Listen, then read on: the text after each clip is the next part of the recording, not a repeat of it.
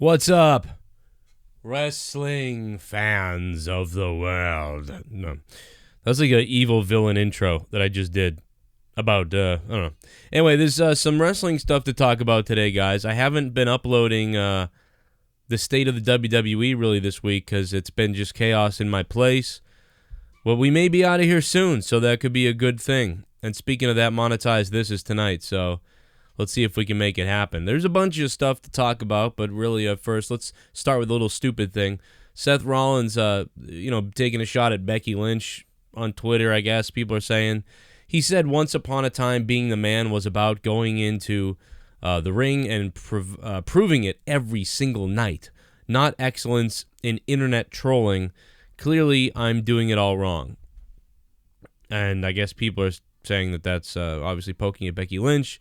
People are disagreeing with him. Bizarre. I just don't understand that one, I guess. Like, I mean, it must be real. It must be a real shot, like a real actual shot on Twitter.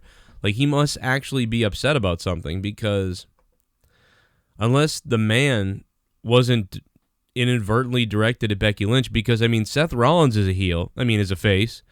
Becky Lynch is essentially a face and maybe the most over thing in the company right now.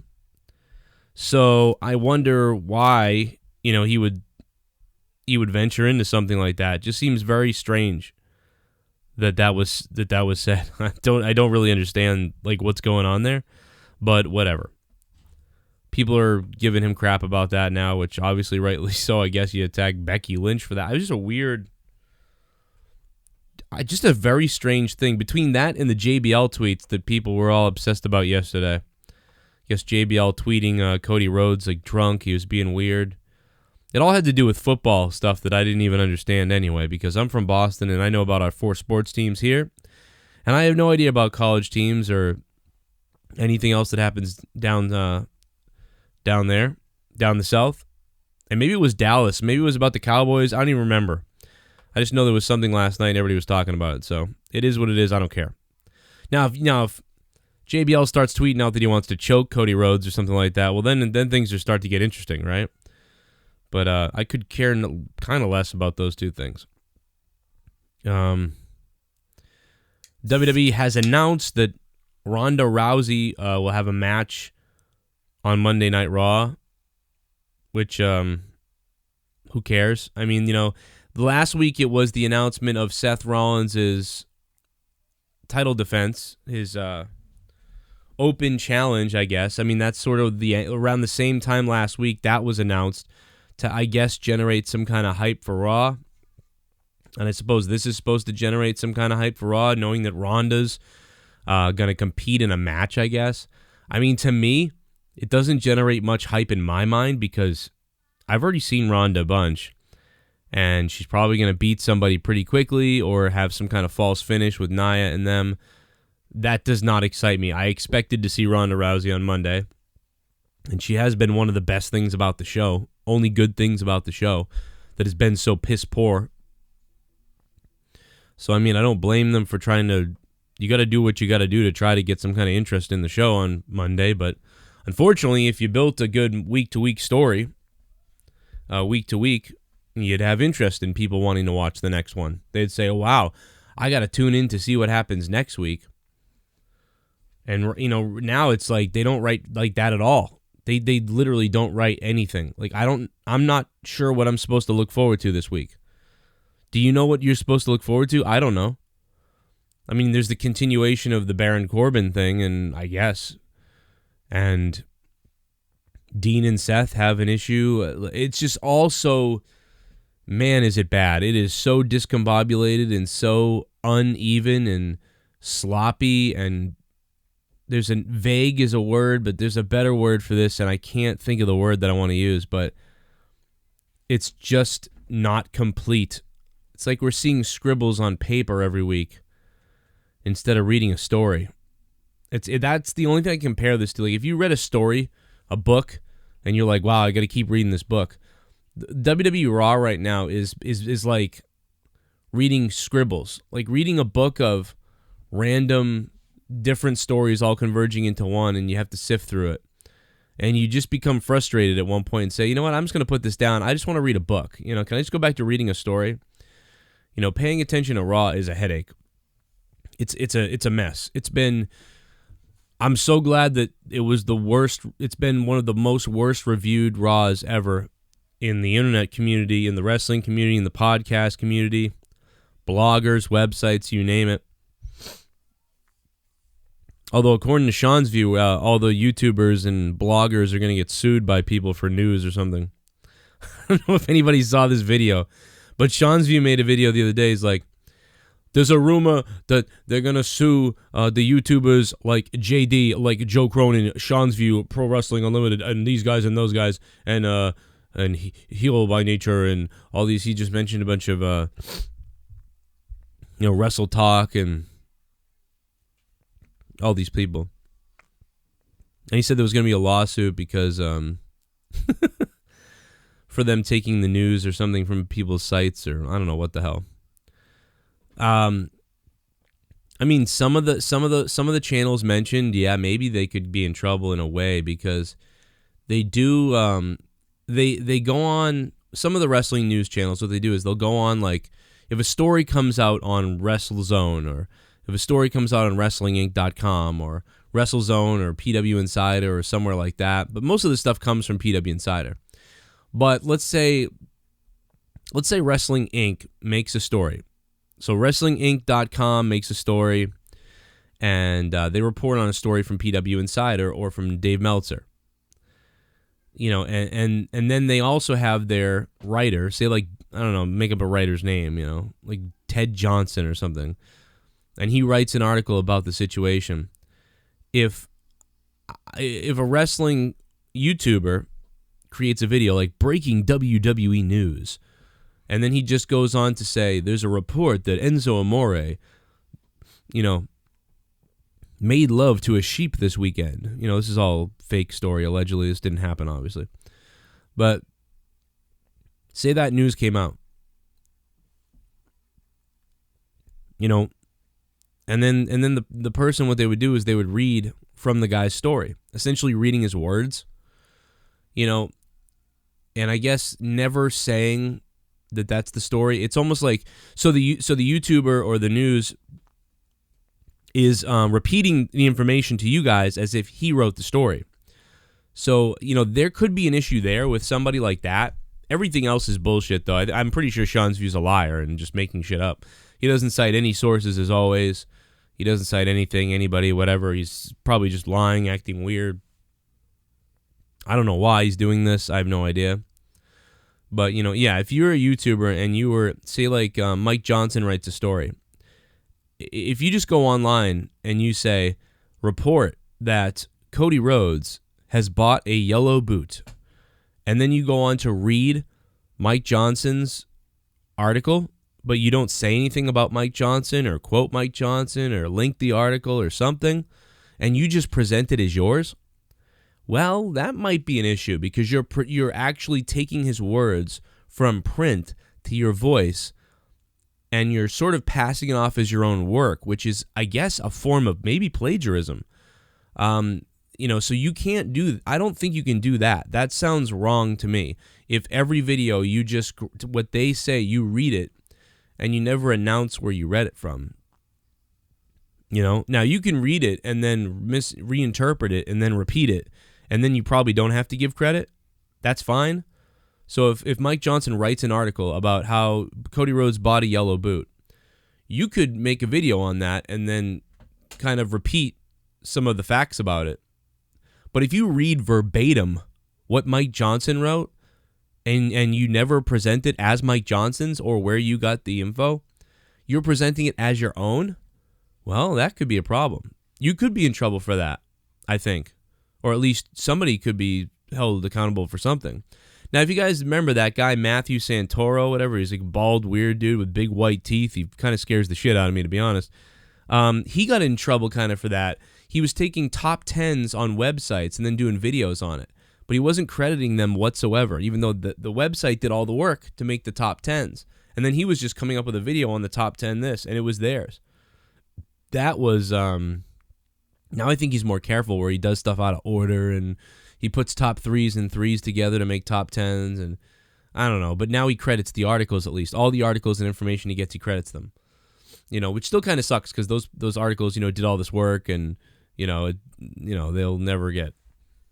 No one's really ever going to go click on the article now that the video came out. So that's the one thing the bloggers and articles and news sites really have working against them. So sometimes I think it's very important for people on YouTube and podcasters and stuff like that to remember to say, Wrestling Inc. or WrestleZone or PW Insider or Powerhouse Wrestling, Fightful.com or whatever they are, Dave Meltzer and the Wrestling Observer. It's very important to sort of throw those credits out there because, those people probably hear some of the videos and probably hear about some of the stuff. And, when they know they created something and, you just grabbed it, and then you didn't even acknowledge anything to do with them, and they were the ones that maybe either broke the story or really put the definition or put the details into the story, then it's kind of insulting. It's kind of it's not the right thing to do. Let's put it that way. And there's been times where I've forgot maybe to link an article or lots of times I do. I don't always link articles at all because what I do is I grab all the information that's out there and then I start commenting on it. And I might reference Mike Johnson writes this or, according to Wrestling Inc., they're saying that, or Wrestling Inc. says this according to PW Insider, or, so there's always a trail vocally or in the description, usually. Especially if it's a specific thing that was broken by somebody. Like a few weeks ago, Fightful broke something or other. So I mentioned Sean, I mentioned, Fightful, because it's their story. They really are the ones that came out with it. And also, I don't want to say it like it's mine ever because it's usually, a lot of times things are wrong and you never want it to be on you. So, according to Sean's view, there's this big thing where there's going to be a lawsuit against YouTubers and other news websites that take people's news and then don't credit them or whatever. Now, if a website is taking people's news and not crediting them, then yeah, if they're copying only if they're plagiarizing and not giving credit, then there could be an issue. But if somebody breaks a rumor, says there's a rumor about this happening and it comes from, say, WrestleZone or something, you can talk about it. You don't have to credit anyone. You can just say there's a rumor out there. Nobody has to credit anything. I think the problem would be is if you read verbatim somebody's article or specific language, to without giving credit or acknowledging that. If you give credit, then that's fine. You can do that all day because it's a free world. You're reading, what they said. That's not a problem. But if you just read it and then try to pass it as your own and you make $10 in ad revenue, well, that could be a problem. That could be a problem. So as far as this, the bottom line is I'm not worried at all because I don't do any of this stuff. And if I ever read someone's thing verbatim, I always, say hey, Mike Johnson says this. So it's not a big deal, and I don't know where that came from. I don't know why Sean's view brought that up exactly. Even the guy, I think even that Matthew Santoro guy, I think he even lost. I mean, he even won in court against, whatever, because he transformed the content or something, so it was still okay.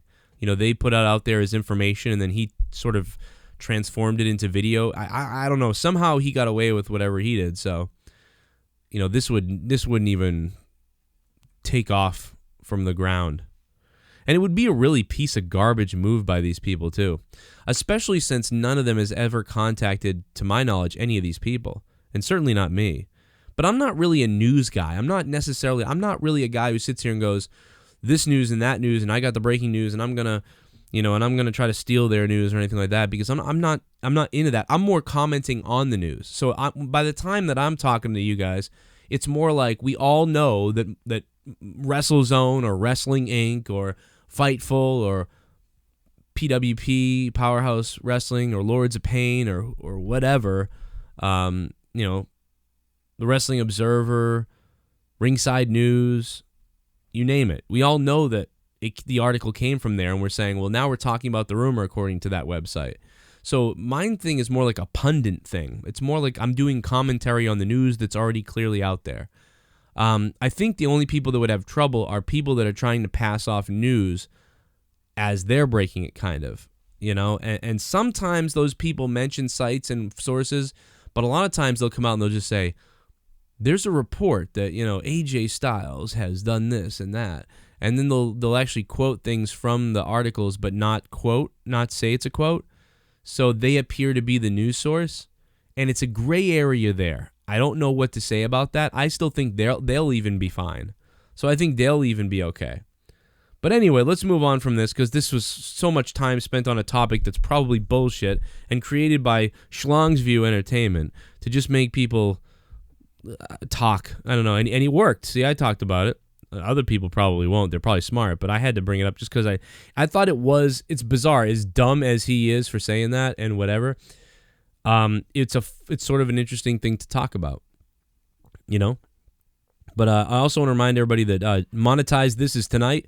And I think I'm going to put the Monetize This belt on the line. I'm not sure. Me, Leah, Ken, Jesse, Troy, and maybe a surprise person. I don't know. Could be on Monetize This tonight. So I hope you guys are there for that. Also, my Twitter won't be up until next week.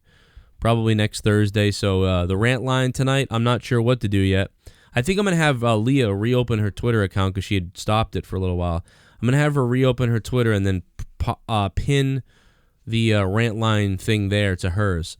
So anybody who wants to do the rant line in a couple hours, that should be up there, and it'll be Leah's, and Leah's Twitter is @IncomingTube. And, of course, my Twitter is @CorruptedPod, @CorruptedPod. You can DM me, but I can't tweet anything or do anything like that right now. That's about it. Bully Ray says Charlotte was stronger than Becky Lynch on the WWE SmackDown Live. Wow. That's going to piss people off. That is going to make people angry, I'll tell you. Bully Ray, what are you doing? Man, I don't know. Anyway, my name is Joe Cronin, guys. I hope you subscribe down below if you're new. Hit that like button if you feel the need to. Leave a comment. I might get to that as well.